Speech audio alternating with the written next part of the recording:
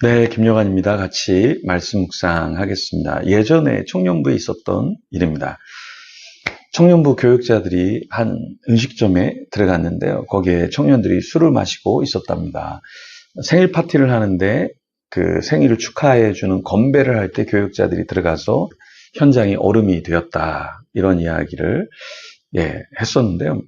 그 이야기를 들으면서 참 그렇다 이렇게 마음이 좀 씁쓸했는데요. 그 당시에 얼음이 되었던 사람들은 그 청년들도 그랬겠지만 교육자들도 굉장히 마음이 어려웠다라는 거예요. 그래서 딱 마음이 얼음이 되었고요. 그 상황도 얼음장 같은 그런 상황이 되었는데요. 주님이 성령의 술에 취하라 말씀하셨지 술에만 취해 살라 말씀하시지는 않았죠. 영혼을 살리는 데 힘을 써야 되는데 중독에 빠져 산다면 주님이 보실 때 어떠실까요? 주님은 두아디라 교회의 편지를 쓰실 때 어떤 모습이라고 하셨냐면 그 눈이 불꽃 같다 이렇게 표현하고 있는데요. 우리가 살아갈 때 주님이 불꽃 같은 눈으로 우리를 보고 계시다. 이거를 알면 우리의 삶이 좀 달라지겠죠.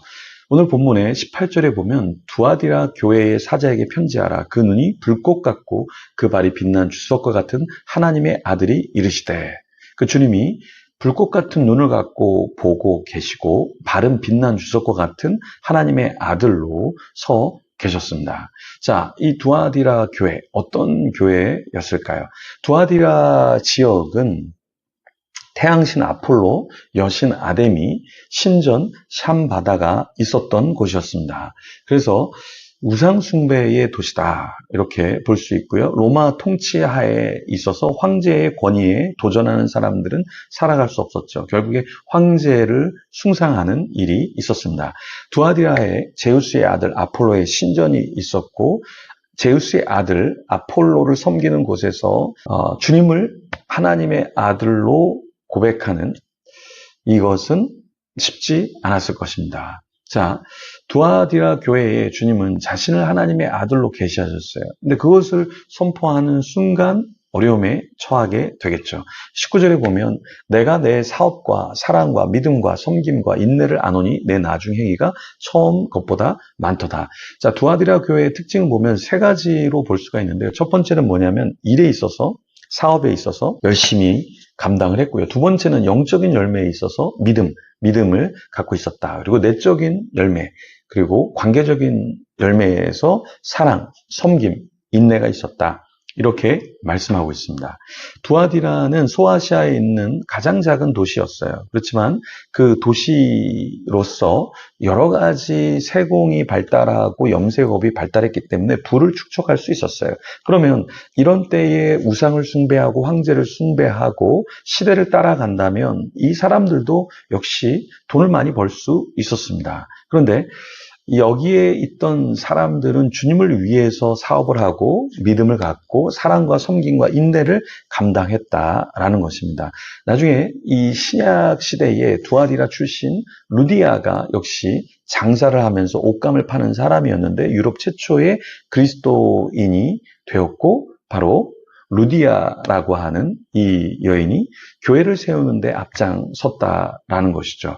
두아디라 장사하는 사람들이 많은 곳에서 세상적인 장사만 하는 것이 아니라 주님의 교회를 세우는 사람들이 있었다라는 것이죠. 자, 길드라는 상인 조합이 여기에 있었는데요. 사실은 이 길드라는 조합에 들어가면 어땠을까요? 네, 안정적으로 사업을 할 수 있었겠죠. 그런데 역시 정부를 대상으로 뇌물을 주는 사람들이 있었고 정치적으로 문화적으로 우상 숭배를 인정하고 따라야 하는 그런 위험이 있었습니다. 로마 황제를 그 당시에 주라고 고백을 했거든요. 그렇게 하지 않으면 사회 활동이 굉장히 어려웠죠.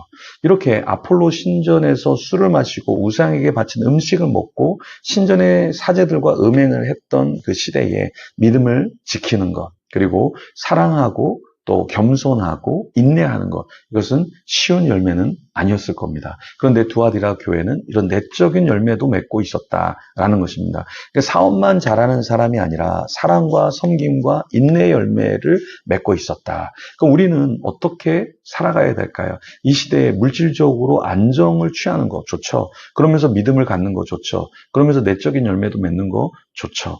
근데 때로는 내적인 열매를 맺기 위해서 안정적인 물질을 포기해야 할 때도 있습니다. 두아디라 교회 성도들은 어땠을까요? 네, 그냥 사업만을 위해서 자신의 인생의 시간을 다 거기에 투자하지는 않았을 겁니다. 그렇다고 해서 믿음을 갖는다고 해서 사업을 못하는 것은 아니죠. 미국 티마스 하용록 회장님이라는 분이 있죠. 미국 거대 회사에서 29세에 부사장이 되었던 아주 전설적인 인물이었죠. 근데 이분이 어떻게 일을 했냐라고 했을 때 세 가지를 잘했다라는 거예요.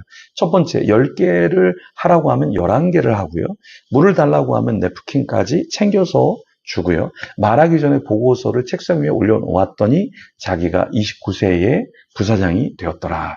그러니까 크리스찬으로 내가 살아가면서 기본적인 것, 조금 더 사람들보다 신중하고 또 섬김에 있어서 더 섬겼을 때 하나님께서 높은 그 지위까지 올리셨다라는 것이죠. 두아디라 교회. 믿음이 있었습니다. 그 믿음대로 살 때 하나님은 망하지 않게 하셨죠. 교회가 세워지게 하셨고 공동체가 온전해졌다라는 것입니다. 그래서 우리도 믿음을 갖고 하나님 앞에 나아가는 것, 시대적으로 사업을 하고 일을 하고 공부를 할 때 믿음을 갖고 할 때 망하지 않는다. 히브리서 11장 6절에 이런 말씀이 있습니다. 믿음이 없이는 하나님을 기쁘시게 하지 못하나니 하나님께 나아가는 자는 반드시 그가 계신 것과 또한 그가 자기를 찾는 자들에게 상 주시는 이심을 믿어야 할지니라. 우리도 마찬가지입니다. 하나님께서 우리에게 상을 주시려고 한다. 어떤 자에게? 믿음이 있는 자에게. 그런 자가 되면 좋겠습니다. 특별히 또 사랑에 대해서 이야기했는데 고린도전서 13장 4절에 사랑은 오래 참고 사랑은 온유하며 투기하는 자가 되지 아니하며 사랑은 자랑하지 아니하며 교만하지 아니하며 이렇게 고린도전서 13장 4절에 말씀하고 있는데요. 이런 사랑의 열매도 맺는 저와 여러분이 되기를 소망하고요. 두아디라 교회가 참 시대적으로 어려운 가운데 있었는데요. 그런데 여기에서 두아디라 교회가 실수했던 것이 있었습니다. 20절에 보면 그러나 내게 책망할 일이 있노라. 자칭 선지자라 하는 여자 이세벨을 내가 용납함이니 그가 내 종들을 가르쳐 꿰어 행음하게 하고 우상의 제물을 먹게 하는도다. 자, 여기서 이세벨의 악함은 무엇이냐면 여호와를 섬기지 않게 했다라는 거예요. 그리고 평민들의 권리를 무시했고요. 나봇의 포도원을 빼앗았죠. 선지자들을 죽였죠. 그런데 이 이세벨을 용납해서 어떠한 문제가 있었냐면 그 당시의 행음, 그러니까 음란함에 빠지게 했다라는 것입니다. 왜 이렇게 음란함에 빠졌을까요? 이 당시에 술 마시고 우상의 제물을 먹고 세상적인 문화에 빠져 있던 사람들이 있었다라는 것이죠. 그래서 주님께서는 21절에 또 내가 그에게 회개할 기회를 주었으되 자기의 음행을 회개하고자 하지 아니하는도다. 그러니까 문제는 뭐냐면 회개할 기회를 줬는데도 회개하지 않는 자들이 있었다라는 것이죠. 오늘날도 마찬가지입니다. 오늘날도 우리에게 있어서 주님께서 회개할 기회를 여전히 우리에게 주고 계시죠. 술 취하지 말라, 방탕하지 말라, 이 세상의 흐름을 따라가지 마라, 문화를 다 답습하지 말라. 그런데 우리가 그 경고를 주님의 말씀을 무시하면 우리도 역시 심판을 받게 된다라는 것입니다. 이것을 기억하시고 여러분들이 하나님 앞에 깨어있기를 소망합니다. 같이 기도하면서 하나님 앞에 나가겠습니다. 나를 위해서, 우리 가정을 위해서, 우리 공동체 지체들이 그러한 자가 되도록 기도하며 주님 앞에 나아가겠습니다.